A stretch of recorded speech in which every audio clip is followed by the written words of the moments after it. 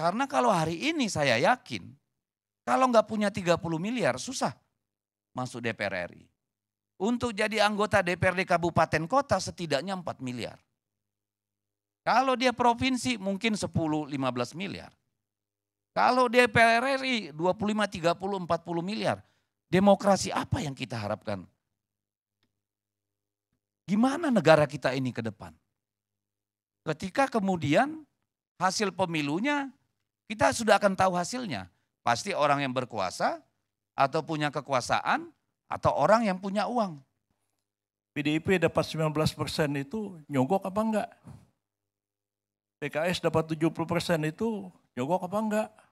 Golkar dapat 15% menurut quick count itu nyogok apa enggak? Kalau tadi dibilang untuk satu anggota DPR perlu 20-30 miliar, apa 19% PDIP dapat kursi itu, kalau diangkakan 110 kursi, 110 kali 30 miliar atau tidak? Bapak yang nyelidiki, Bapak sendiri mungkin. Pak Maman akan nyelidiki dirinya sendiri. Lalu apa orang mengatakan, ini cuma dagelan aja ini angket ini. Itu pertanyaan Pak. Tadi dulu Pak, saya belum selesai ngomong. Ya. Ya. Bukan mau ngambil mic, gelasnya mau digeser. Oh, silakan Pak. Saya sebagai ketua partai PBB yang nggak kebagian kursi, ya saya senang aja nonton. Ya, oh rupanya bapak-bapak ini dapat 19% nih, keluarnya 30 miliar satu orang. Ya PBB nggak dapat kursi, ya nggak satu perak pun keluar uang. Berarti ya kami partai yang paling jujur di Republik ini. Dibandingkan 3 yang hadir malam ini, Golkar, PDIP, PKS. Maksud saya jadi khawatir nanti bahwa yang masuk parlemen itu semua pakai uang. Kemudian yang tidak jadi karena tidak pakai uang. Saya harus katakan bahwa PKS sampai saat ini kita konsisten. Bahwa Kalau itu saya bisa diuji, saya bisa ajak Prof. Yusril ke dapil saya. Bagaimana saya, ya benar.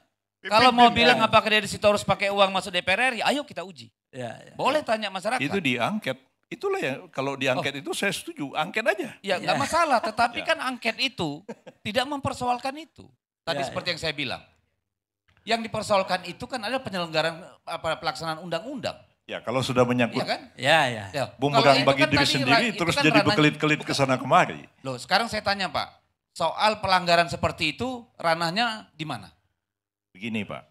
Lo enggak, itu aja ini simpel saya dulu. belum selesai nih Bang Kan ini. Bukan, itu ranahnya di mana? lagi saya kalau boleh. Ya tapi Anda kan cuma mau membersihkan. Mau bilang Anda bersih kan gitu. Saya kira, bukan hanya itu. Intinya PKS paten. Dalam hal ini, kami dalam hal pengambilan keputusan hak angket, kami juga mendengarkan aspirasi rakyat. Jadi ketika rakyat melihat ini banyak kecurangan, banyak pelanggaran yang terjadi, kemudian ada distrust terhadap MK dan Bawaslu, maka DPR kami dari fraksi di PKS tentu harus mengambil keputusan Nanti atas kita hak ajuin itu. gugatannya di PKS saja. Ya gak gitu. Jadi maka itu saya kira ya.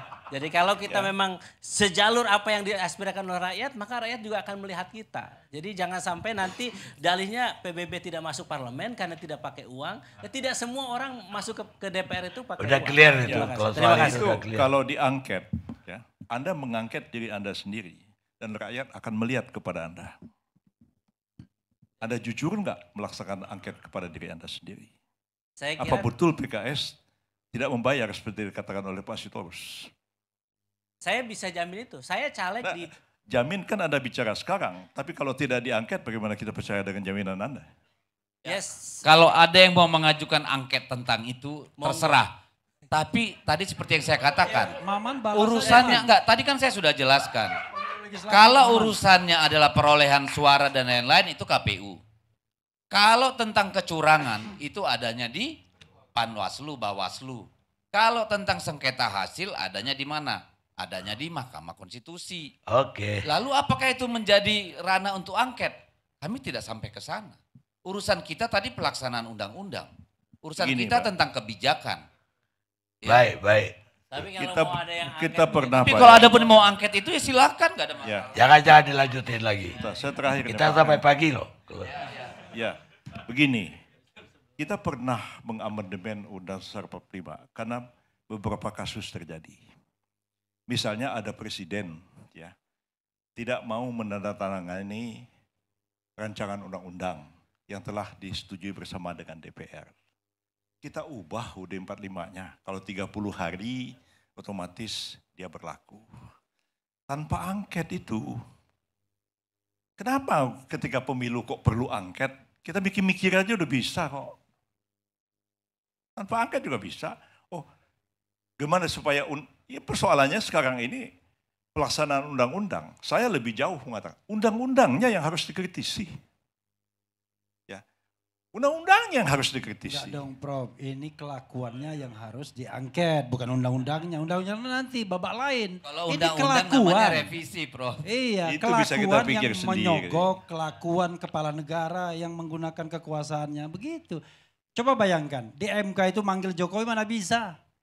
Sama tapi aja kalau dulu. diangket, lumayan Dulu lah. dianggap bahwa presiden terlalu dominan. Kan tidak diangket. Undang siapapun langsung diubah. Kekuasaan membentuk undang-undang ada pada DPR dengan persetujuan. Ya nanti kita setelah angket kita ubah itu. Itu semua.